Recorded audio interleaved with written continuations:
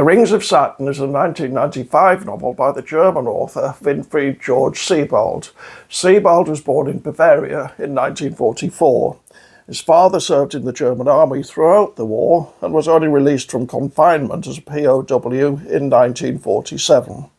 His son, shown a documentary about the Holocaust at school, became permanently alienated from him, but also ambiguous about his own country.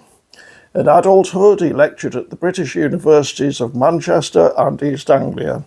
His work can be read as a prolonged meditation on human vanity, solitude, and ageing. He died in a car crash in 2001. The Rings of Saturn was Sebald's third novel, although how you count them partly depends on what you think a novel is.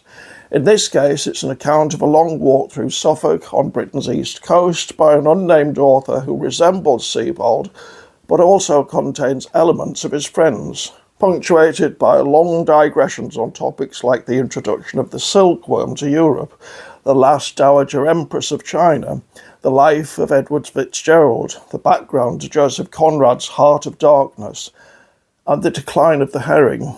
Its German subtitle, An English Pilgrimage, was for some reason removed from the English version.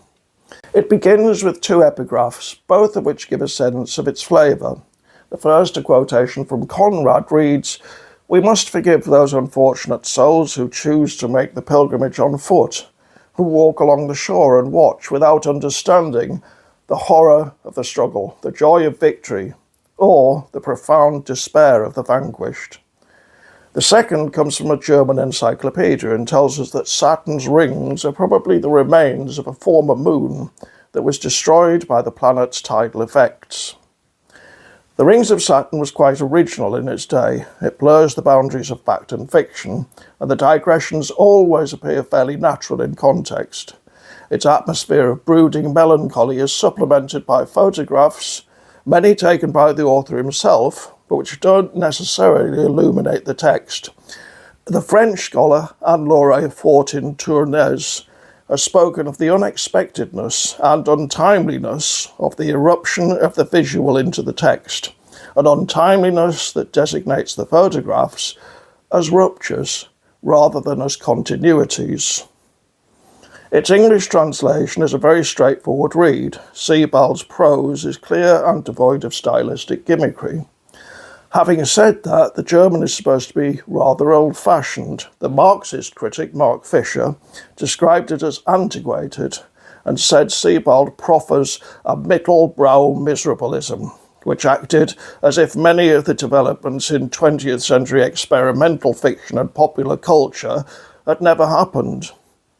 Nevertheless, until his death at the age of 57, Sebald was regularly tipped as a future Nobel Prize winner. In many ways, The Rings of Saturn has become a cult novel. As Merlin Coverley says in an excellent short discussion in his 2020 Hauntology, such has been its success that Sebald has himself since his death attained just the kind of ghostly presence often ascribed to his characters, his fiction now acting as a template for those following in his footsteps, and haunting contemporary writing about place in much the same manner as his narrator was once haunted by the spectres of the Suffolk landscape.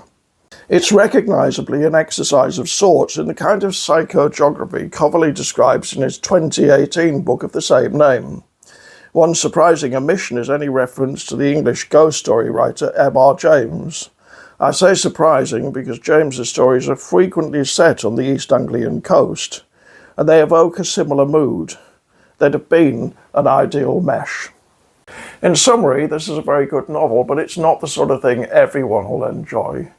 In many ways, it resembles the speculative fiction of the Argentinian writer Jorge Luis Borges, to whom Sebald frequently refers. Beyond what I've said so far, it's relatively indescribable. It needs first-hand acquaintance.